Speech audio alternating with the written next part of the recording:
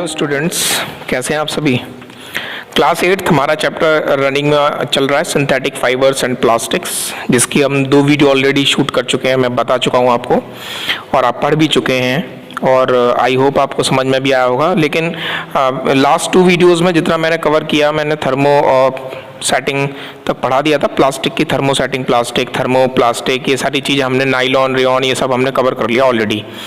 लेकिन वीडियो करने के बाद आपके, मुझे लगता नहीं कि आपके कोई डाउट्स हैं, कोई कमेंट वगैरह तो आपका आया नहीं, तो हो सकता है आपको अच्छी तरीके से समझ में आ गया हो। आज के भी इस चैप्टर को हम लोग इस वीडियो में कंप्लीट कर लेंगे। चैप्टर का नाम आप सभी को पता है, synthetic fibres and plastic. Class 8 chapter चल रहा है हमारा और आज पढ़ने वाले हम लोग कैरेक्टरिस्टिक्स ऑफ प्लास्टिक्स। कैरेक्टरिस्टिक्स क्या है प्लास्टिक्स की? Plastic possesses following unique characteristics. Plastics की बहुत सारी अलग अलग तरीके की यूनिक कैरेक्टरिस्टिक्स हैं और वो क्या क्या हैं जानते हैं। They have lighter weight but possess good strength. वजन इनमें कम होता है और गुड स्ट्रेंथ, लाइटर वेट हल्की होती हैं, और स्ट्रेंथ का मतलब काफ़ी ज़्यादा स्ट्रॉन्ग होती हैं।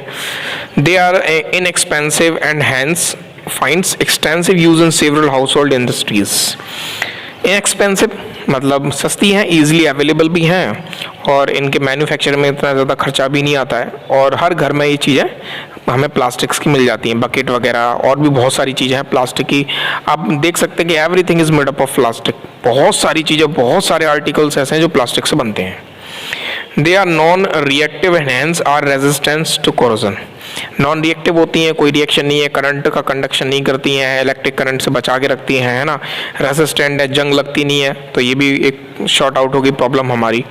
They are durable and hence can be moulded into any shape and size. Durable होती है ना, और हम इसे क्या कहते हैं, किसी भी दूसरी शेप एंड साइज में अपने अकॉर्डिंग चेंज भी कर सकते हैं इंडस्ट्रीज में। They are poor conductor of heat and electricity, for which they are being extensively used in manufacturing handles of electrical appliances, utensils, switchboards, etc. Poor conductor होती हैं heat की, इलेक्ट्रिसिटी की, ना तो ज़्यादा गर्म होंगी ना इलेक्ट्रिसिटी को कंडक्ट करेंगे एक जगह से दूसरी जगह, है ना।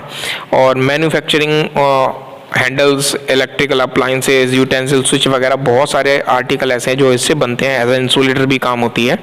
ओके गाइस, तो ये सारी चीज़ें हमारी प्लास्टिक्स की कैरेक्टरिस्टिक्स हैं। फर्दर यूजेस क्या हैं इस प्लास्टिक्स के, यूजेस भी देख लेते हैं। In addition to the above mention uses of plastics, they are effusively used in biomedical industry.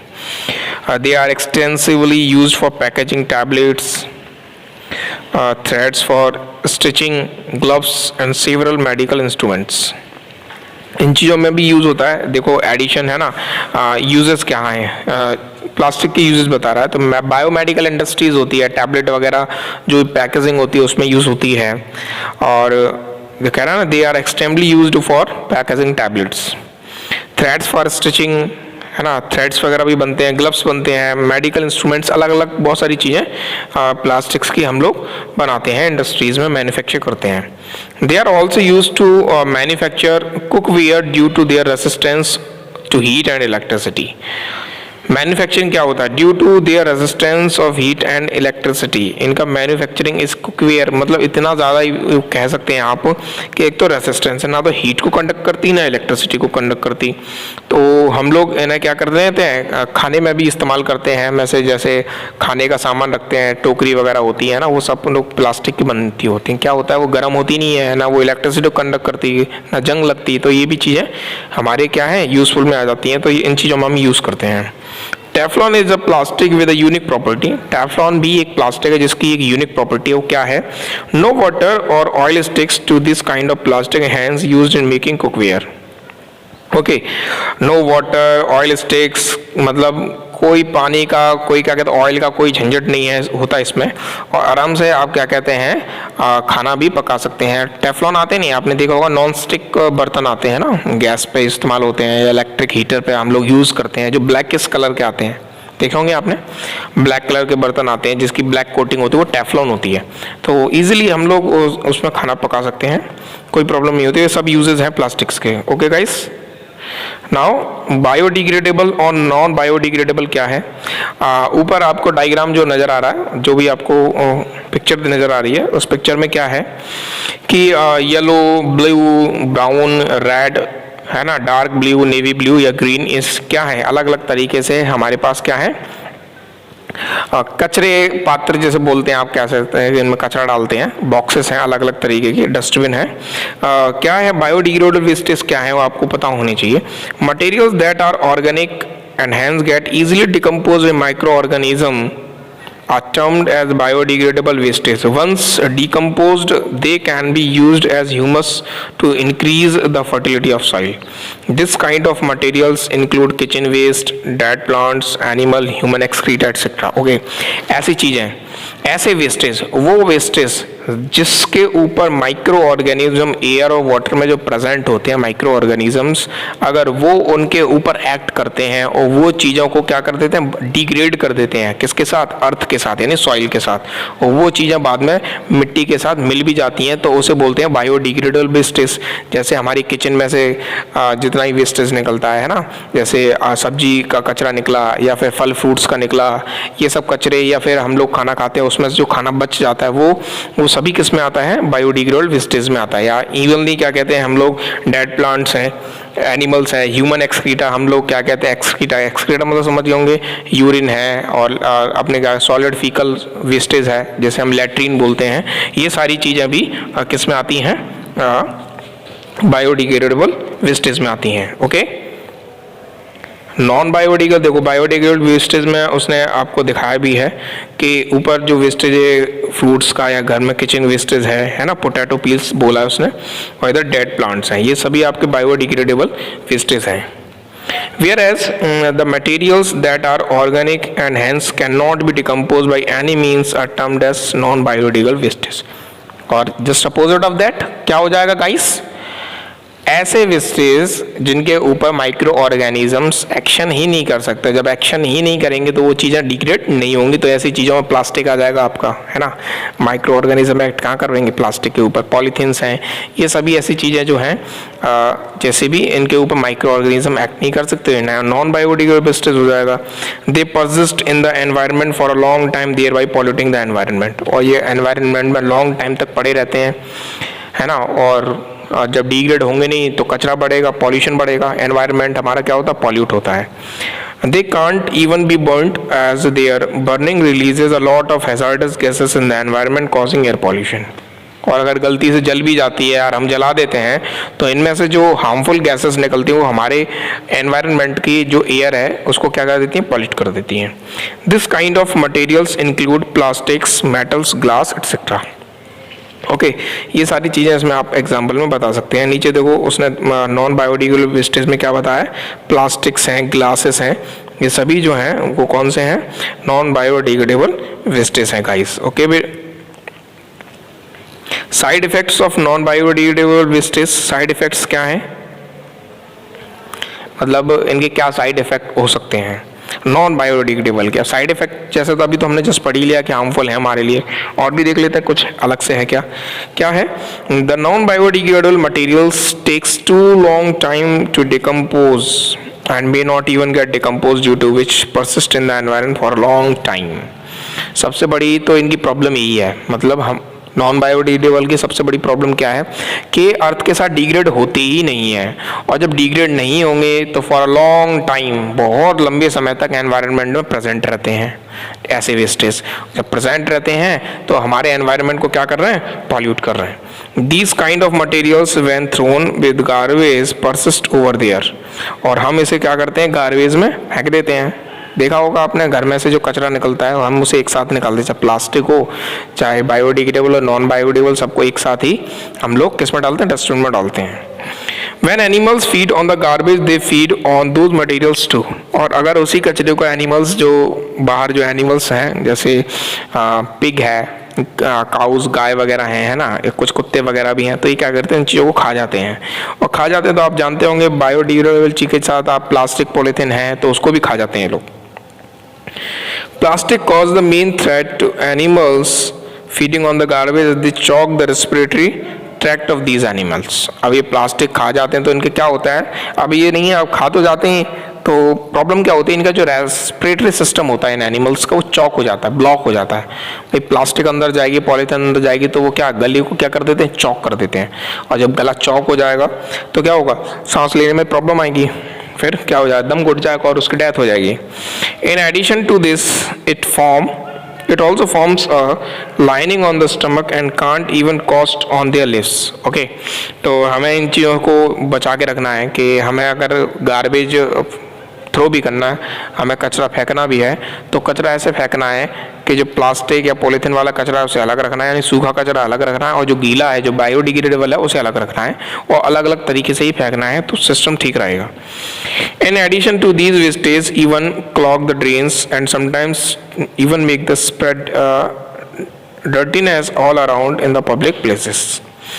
और आप देखते होंगे कि जैसे ये चीज़ें जो ड्रेनेज सिस्टम के साथ भी बहती रहती हैं, आपने देखा पानी जब निकलता है नालियों से, ड्रेन होता है बाहर, तो आप देखेंगे चौक हो जाता है, रुक जाता है। क्यों रुक जाता है, पॉलीथीन प्लास्टिक फंस जाती है उसमें ना, तो वो अवेलेबल है ऐसे ही पड़े हुए। तो हमें क्या करना है, हम क्या कर सकते हैं, हम लोग तो अपना तरीके से कर सकते हैं क्या कि हम लोग अलग अलग तरीके से कलेक्ट कर सकते हैं, और क्या कर सकते हैं।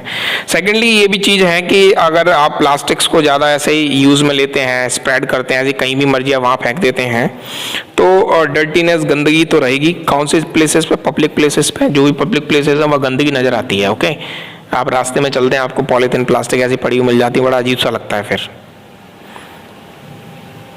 ओके स्टूडेंट्स, लास्ट पार्ट हमारे इस चैप्टर का क्या है, रिड्यूस 4R मेथड है। क्या है, एक तो रिड्यूस है, रीयूज है, रिसाइकल है एंड रिकवर है। 4R मेथड क्या है, अगर आपसे पूछा जाए व्हाट इज 4R मेथड, तो it stands for reduce, reuse, recycle and recover. First point, the biodegradable materials can be collected separately and can be refused after proper treatment. They can be recycled. This is termed as 4R strategy, which means reduce, reuse, recycle and recover. Okay, जो भी biodegradable materials हैं, अगर हम उन्हें collectively separate करें तो हम उन्हें proper क्या कर सकते हैं, reuse कर सकते हैं, proper treatment देके। They can be recycled. अब biodegradable चीज़ें तो ये गलत कह रहा है, बायोडिग्रेडेबल मटेरियल्स को कैसे कर लेंगे। देखो स्टूडेंट्स ने बायोडिग्रेडेबल मटेरियल्स को क्या करा है, रिसाइकल करा है। अब आप बताओ, जो पोटैटो पील है, क्या उसे रिसाइकल कर लेंगे आप, नेवर। तो इसमें ये चीज़ गलत लिखी है। ओके, यहाँ आ जाएगा नॉन बायोडिग्रेडेबल, क्या आ जाएगा, नॉन बायो।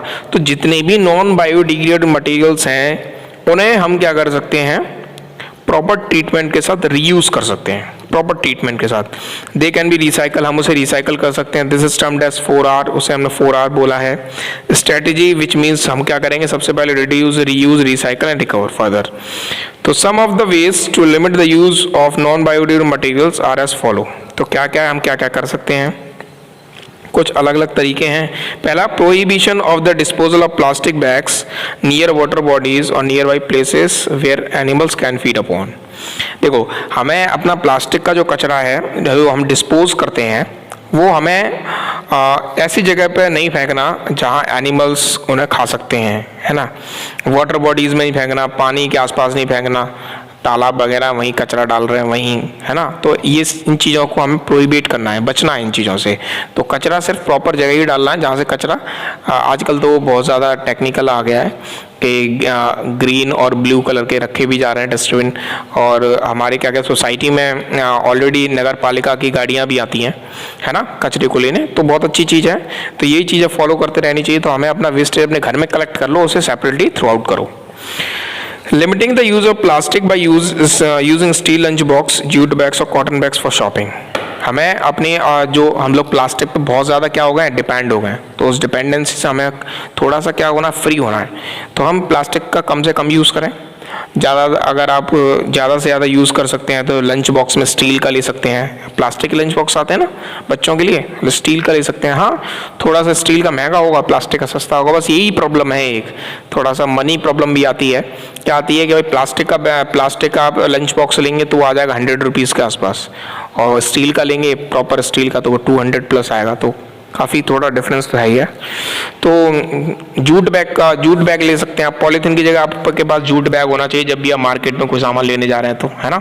और कॉटन बैग होना चाहिए शॉपिंग वगैरह के लिए। ये सारी चीज़ें हमें ध्यान में रखनी है। Recycling and then reusing the non biodegradable wastage. आप नॉन बायोडिग्रेडेबल वेस्टेज को रिसाइकल कर सकते हैं और रीयूज भी कर सकते हैं। देखो रीयूज कैसे करेंगे, पॉलीथीन में सामान लेके आए आप, XYZ एक बच्चा है, मार्केट में गया और कुछ सामान लेके आया, पॉलीथीन में हैंग आउट करके लाया, घर पे आके उसने वो सामान निकाल लिया, पॉलीथीन क्या कर दिया, डिस्पोज कर दी। अगर वो डिस्पोज की जगह उस पॉलीथीन को रीयूज ले ले, उसमें कुछ और सामान स्टोर कर ले, कुछ और भी करे, पॉलीथीन का कुछ बिगड़ना तो है नहीं, क्योंकि वो तो नॉन बायोडिग्रेडेबल है, कोई एक्शन हुआ नहीं उसके ऊपर, तो उसने क्या कर ली, और चीज़ें स्टोर कर ली, तो वो ऐसे यूज़ में आ रही है। अगर वो उसी चीज़ को फेंक देता है तो वो क्या हो जाएगा, अगर हम उसे प्रॉपर कलेक्शन करते हैं, प्रॉपर क्या कहते हैं वो गार्बेज में जाती है, फिर क्या होगा, वहाँ से इंडस्ट्रीज़ में जाएगी, फिर वहाँ से वही पॉलीथीन क्या हो जाएगी, रिसाइकल हो जाएगी। रिसाइकल के बाद फिर से आप उसे रीयूज़ कर सकते हैं, है ना। तो इस मेथड को हम बोलते हैं 4R मेथड। तो बहुत इंपॉर्टेंट है, ये अच्छा मेथड है, लेकिन सिर्फ नॉन बायोडिग्रेडेबल चीज़ों के लिए है। बायोडिग्रेडेबल चीज़ें इससे क्या कहते हैं, रिसाइकल नहीं होती, और रिसाइकल होती भी नहीं है बायोडिग्रेडेबल चीज़ें, नॉन बायोडिग्रेडेबल चीज़ें ही रिसाइकल होती हैं। ओके स्टूडेंट्स, ये चैप्टर हमारा कंप्लीट ऑलमोस्ट हो गया। इस चैप्टर में अब कोई ऐसा पार्ट है नहीं, तब भी अगर आपको कोई लगे आप बुक में अपने देखना, और मैं इसके क्या कहते हैं आपको पूरे नोट्स और पूरा चैप्टर मैं आपको PDF फाइल में प्रोवाइड करा दूंगा, अपने नीचे डिस्क्रिप्शन बॉक्स में लिंक दे दूंगा, वहाँ से आप डाउनलोड कर लेना इस चीज़ को, इजीली अवेलेबल है। और आप अपने घर में बुक्स हों तो उसमें देखना, अगर कोई ऐसा मेथड है जो या ऐसा कोई पार्ट या ऐसा कोई टॉपिक जो मैंने इसमें कवर नहीं किया, तो मुझे आप कमेंट कर देना, मैं उसके ऊपर आपको अलग से बता दूंगा। ओके स्टूडेंट्स, मिलते हैं अपने एक नए चैप्टर के साथ एक नई वीडियो में, तब तक के लिए घर पे रहें, सेफ रहें, बाय बाय, टेक केयर।